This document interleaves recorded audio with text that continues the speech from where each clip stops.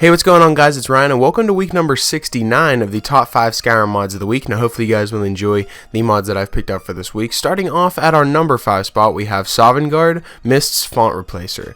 Now, basically what this mod does is it overhauls all of the dialogue and menus with a custom font that is designed from scratch and made specifically for Skyrim.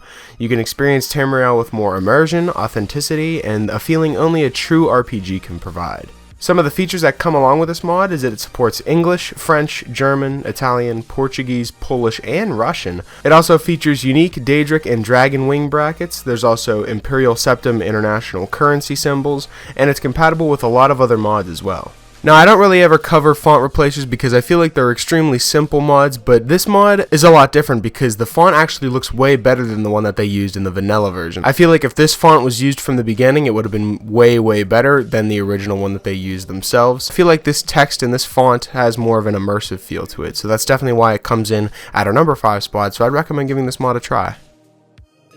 Coming in at our number 4 spot, we have two mods that I combined together called Lockpicking Interface Redone and Lockpick Pro.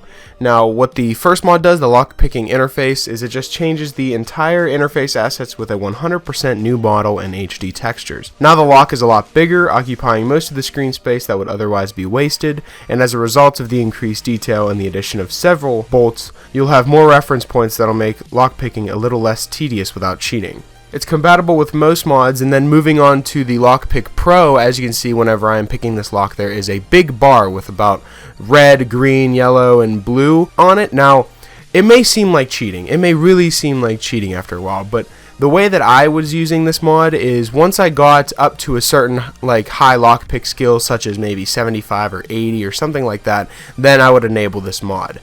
What was going on before is I feel like this mod shouldn't just be able to be used from the get-go. I think Lockpick Pro should be a perk that's in the lockpicking skill tree that you can unlock with a skill perk, whether it's at a level 100 or at level 75 like I said before, because it shows you pretty much exactly where to turn your lockpick to actually make it so the lock will go all the way and unlock the door for you. So I really like the idea of the bar at the top of the screen. I think that's a great idea, but the fact that you can use it right at the beginning, I don't really necessarily support. So if you have a high lockpicking skill, then definitely put this on, but if you're kind of a low lockpicking skill, it wouldn't really make much sense to enable the mod. That's why I included the Lockpicking Redone as well, so that you guys could use that if you aren't necessarily a high lockpicking skill. So using that is definitely a more immersive way of the picking of the locks in the game, because the original ones aren't really that great, and these redone ones are very high detailed textures, and they just make the game a whole lot better. So that's why it comes in at our number 4 spot, so I'd recommend giving these two mods a try. Coming in at our number 3 spot, we have the Necromancer Lord Armor. Now, the armor that actually comes with this is there's the boots, the cuirass, the gauntlets, the helmet, and it also comes with a sword as well. How to actually get it, you have to go to Broken Fang Cave, and the Lord Necromancer will be there, and you'll just have to fight him. There's the male and female armor pieces, and the armor can also be tempered using skeleton skulls, and the blade requires gold ingots. Some of the lore behind this mod is Mordheim got his nickname Necromancer Lord quickly. He became famous with the vampires, Necromancer, and even Demora alike. They say he walks the plains of life and death and can summon undead to do his bidding. Like every Necromancer? No, he can summon undead Daedra. The problem is, no one really knows how long he has lived. So it's a very deep and mysterious story, and it comes with a great armor set and a great sword as well. So it's everything that you could want in a mod. And just look at this armor. The armor looks absolutely badass, and I really like it a lot. And that's definitely why it comes in at our number 3 spot, so I'd recommend giving this mod a try. Coming in at our number 2 spot, we have Livia Salvian, I believe that's how you pronounce it, the daughter of the High Chancellor. Livia Salvian is a honorable, dedicated, faithful soldier, and the daughter of the High Chancellor of the Empire. She has over 500 lines of custom voice dialogues, and she's extremely patriotic due to her family background, and would defend the Empire no matter what the cost. Livia looks for a day when the Empire's flag could rise upon Alinar City, and she's decided to join you for a very specific reason. Livia's story is related to, but not included in a much larger quest mod, the Fate of Tamriel. Her story will give you hints on what will happen in the Fate of Tamriel's next chapter. Other than Livia, this mod also brings in many new books and loading screens that describe the lore background of Livia's family in the Mead Empire, as well as many of the missing parts of the Fourth Era's history. Now, actually going up to approach her, she says that she was the one that sent you off to get your head chopped off at the beginning of the game. Now, this quest can go in multiple ways. You can either freak out on her, or you can choose to listen to her and she'll explain herself.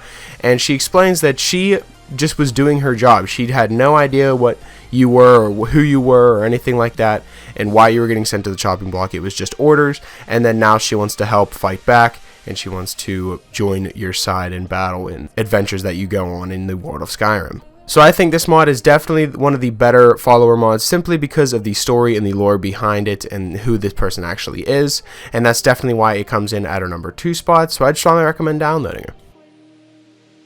Coming in at our number 1 spot, we have Nazareth, a player home. Now this home is located in the Blue Palace Courtyard in Solitude, and it even has its own map marker there. Some of the features that are in Nazareth is there's a main room with a custom chandelier, fireplace, and fish tank.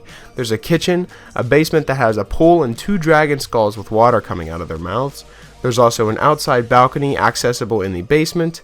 There's an attic with crafting stations and QA containers. There's also a master bedroom with a mannequin and accessible attic. It also has an interactive bookshelf that leads to book listing facts about Nazareth.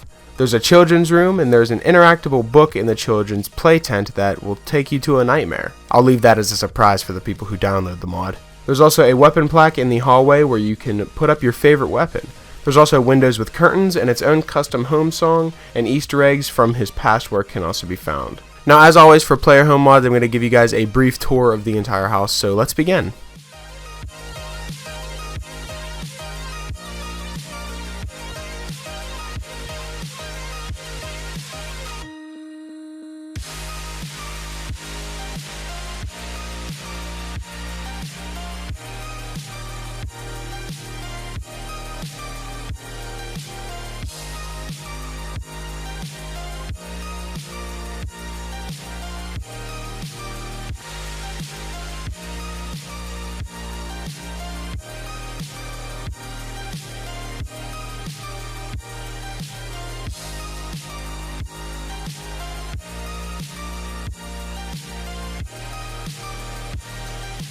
Now, as you can see, this house is pieced together very nicely, and I like all the custom things that are put into the game, and I also like how they add a custom song to the house as well. I think that is one of my favorite parts of a house mod, is how everything is, close together, and then whenever they add the custom song to it as well. It just gives you a different type of feel whenever you come home.